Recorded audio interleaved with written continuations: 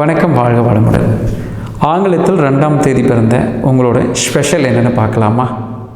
நீங்கள் 3 நிலையில் செயல்படுகிறீர்கள். வெளியிருந்து நல்ல விஷயங்களை உள்வாங்கிய நல்ல மனிதர், வெளியிருந்து கெட்ட விஷயங்களை உள்வாங்கிய கெட்ட மனிதர், வெளியிருந்து எதையும் உள்வாங்காத தனித்துவமான நீங்கள். உங்களுடைய ஸ்பெஷல் என்னென்னு நான் சொல்கிறேன்.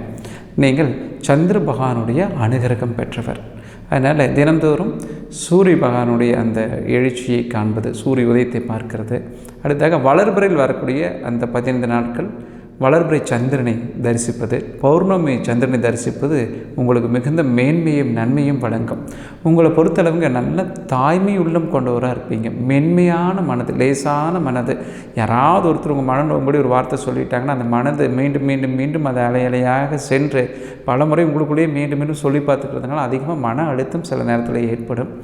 இதிலிருந்து நீங்கள் எளிமையாக வெளியே வரலாம். உங்கள் மனதை சீர் செய்தால் வாழ்க்கை நிறைய மாற்றங்கள் நடக்கும்.